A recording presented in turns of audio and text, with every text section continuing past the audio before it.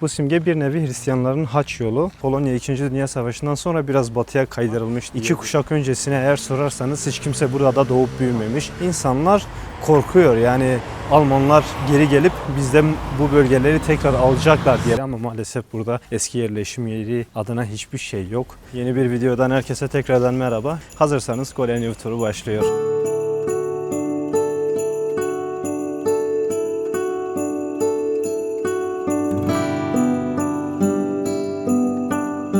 Buraya seyahatin en iyi yolu tren veya otobüs. Ama eğer uçakla gelmek isterseniz 20-25 dakika uzaklıkta bir büyük şehir var. Oraya gelirseniz Szczecin. Daha sonra trenle veya otobüsle buraya gelebilirsiniz. Bu anlamda çok fazla sorun yaşamazsınız şehire gelişle ilgili. Bugün de parçalı bulutlu bir hava var. Işık çok değişken. İnşallah videoda çok büyük bir sorun olmaz. Bu bölge 12. veya 13. yüzyılda şehirleşme statüsüne geçilmiş. Yaklaşık 500 yıl düklükle yönetilmiş. Daha sonra Almanya ve Polonya arasında sık sık el değiştirmiş. En son 1841 yılında tekrar Almanya'ya geçildikten sonra 2. Dünya Savaşı ile birlikte Sovyetlerin yardımıyla Pomeranya bölgesi Almanlardan alınıp Polonyalılara verilmiş. Bunun karşılığında ise Polonya'nın doğusunda Belarus'a ve Ukrayna'ya birkaç bölge verilmiş Polonya'da. Dolayısıyla Polonya 2. Dünya Savaşı'ndan sonra biraz batıya kaydırılmış. Tabii 2. Dünya Savaşı ile birlikte şehir yerle bir olmuş. Sadece belli başlı birkaç yapı ayakta kalabilmiş. Geri kalan her yer savaşla birlikte yıkılmış. Savaş bittikten sonra bütün Alman nüfusu Almanya'ya göç ettirildikten sonra buraya Polonya'nın farklı bölgelerinden insanlar yerleştirilmiş. Ya burada nüfusa baktığımız zaman 2 kuşak öncesine eğer sorarsanız hiç kimse burada doğup büyümemiş. Herkes Polonya'nın farklı yerlerinden göç ettirilmiş insanlar. Tabi buraya yerleştirildikten sonra devlet buraya yerleştiriyor ama insanlar korkuyor. Yani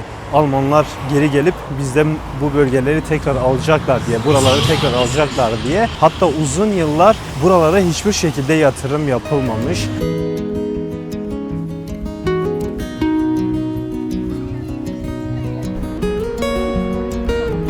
Hatta şöyle gösterecek olursam, burası savaştan önceki hali. Daha sonra savaşta gördüğünüz gibi yani neredeyse şehir yok olmuş. Burası ise şimdiki hali.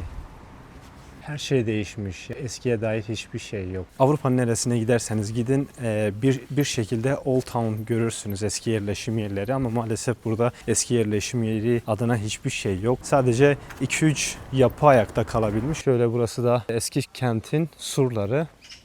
Maalesef hepsi yıkılmış. Bu bölgeler de böyle UNESCO tarafından şu an korunuyor. Daha sonra restore edilmiş. Şuradaki yolla birlikte bitiyor. Aslında şehrin gravürünü gördüğünüz zaman surlar şehrin bütün etrafını sarıyor.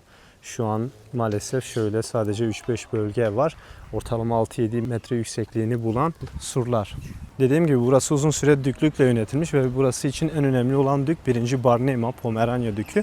Buraya şehirleşme statüsünü ilk o kazandırmış. Gerekli bütün sanayileşmeyi o dönem için ilk 1. Barnema gerçekleştirmiş. Şehri gezerken şu logoya çok fazla denk gelebilirsiniz. Her yerde, şehrin bütün kurumlarında ve yapılarda gördüğünüz gibi insanlar bu logoyu, bu bayrağı kullanıyor. Artık şehrin bayrağı olmuş. Rivayete göre 1. Barnema, Pomeranya Dükü yeni bir şehirleşme alanı belirlemek istiyor ve gölde bir ayla yıldızın yansımasını gördüğü zaman şehirleşmenin burası olacağını söylüyor ve bu hikayeden yola çıkarak logo haline getirmişler ve şu an kullanıyorlar.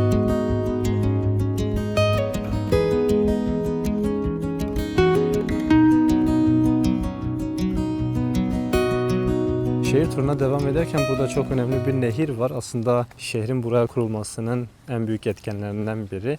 Çünkü ticaret yapılırken bu nehir kullanılıyormuş. Tabii şu an su seviyesi oldukça düşmüş. Maalesef küresel ısınmadan dolayı bu da nasibini almış. Su seviyesi bayağı düşük ama şu binada bizdeki kervansaray mantığı olarak düşünebilirsiniz. Ticaret için gelenler, tüccarlar vesaire burada konaklayıp ertesi gün tekrar devam ediyormuş yollarına. Dere yatağından şöyle devam ederken burada heykeller mi diyelim, şöyle kabartmalar var. Bunlar da şehrin efsanelerini gösteriyor. Şurada birkaç tane daha var. Bu bölgenin efsanelerini şöyle kabartmalar halinde, heykeller halinde resmetmişler. Hatta şurada en çok ilgimi çeken bir kabartma şurada en baştaki. Şöyle bir kurt, yarısı dana, şöyle toynakları, yarısı da kurt.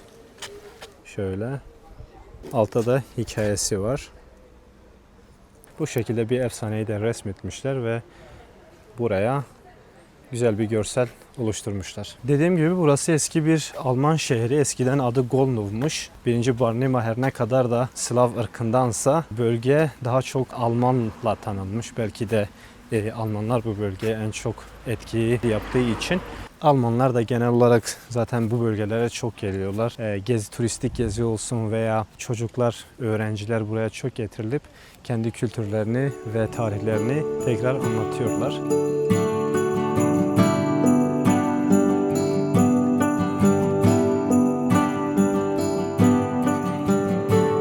Şehrin bir gravürünü görüyorsunuz.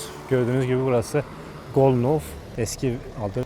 Şurası kilise ve şehrin simgesi olan kale ve şehrin kuruluş hikayesi 1268'de 1. Barnim tarafından ve tüm şehir neredeyse yerle bir olmuşken belki de hiç hasar almayan veya en az hasarı alan bir yapı varsa o da şu anki görmüş olduğunuz kilise. 13. veya 14. yüzyılda olması lazım. Roma tarafından inşa edilen bu kilise şu an hala günümüzde aktif olarak kullanılıyor ve savaştan en az etkilenen yapılardan birisi. Burada da başka bir tarihi bina görüyorsunuz. Burası bir okul, savaş döneminde askeri kamp olarak hizmet vermiş. Öncesinden de okulmuş ama savaşla birlikte tabi neredeyse tamamı yıkılmış. Daha sonra aslına uygun olarak restore edilip kullanılmaya devam edilmiş.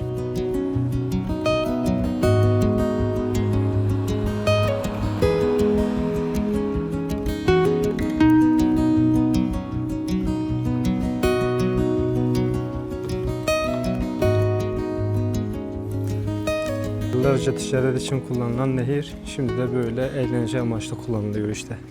İnsanlar her türlü eğlenmesini biliyor. Peki genelde ağaç gövdelerinde ve elektrik tellerinde denk geleceğiniz bu simgenin anlamını biliyor musunuz? Bu simge bir nevi Hristiyanların haç yolu. İspanya'nın kuzeybatısındaki Santiago Katedrali'ne giden yolu gösteriyor. 9. yüzyılda başlayan bu yolculuk 11. ve 12. yüzyıllarda en üst seviyelere ulaşılmış. Santiago yolunda seyahati yaya yapmak zorundasınız. Dolayısıyla bazen yapacağınız seyahat 40 günü, 45 günü bile bulabiliyor. İnsanlar bu yolculuk boyunca gördüğünüz simgeyi takip ederek katedrale doğru, Santiago Katedrali'ne doğru gidiyorlar. Güzergahta köylüler veya ulaşacağınız kiliseler konaklamanıza, yeme içmenize vesaire ücretsiz olarak bunu karşılıyorlar. Pasaport gibi bir şey veriliyor ve gittiğiniz her noktada bir damga vuruluyor. En sonunda bu yolculuğu bitirdiğiniz zaman size bir hac pasaportu veriliyor. Bu da Hristiyanların böyle bir hac ibadeti. Tabi orta çağdasınız, yönünüzü nasıl bulacaksınız? Simgeye baktığımız zaman bu bir deniz kabuğunu gösteriyor.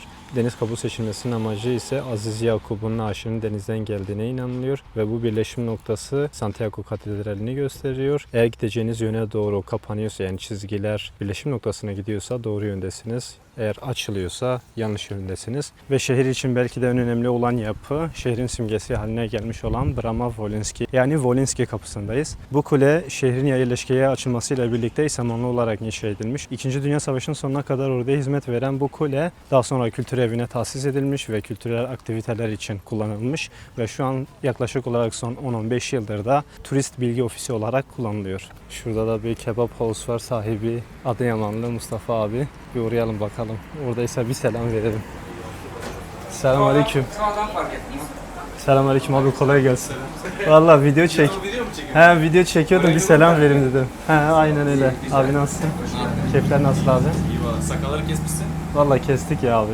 Yakışıklı olmuş. Teşekkür. Kendisi küçük ama tarihi büyük olan bir şehirden, Golenyov'dan bugünkü videomuz bu kadardı arkadaşlar. Bu ve benzeri videoların devamı için beğenip abone olmayı unutmayın. Desteğinize ihtiyacım var bu süreçte ve daha sonraki videolarda görüşmek üzere.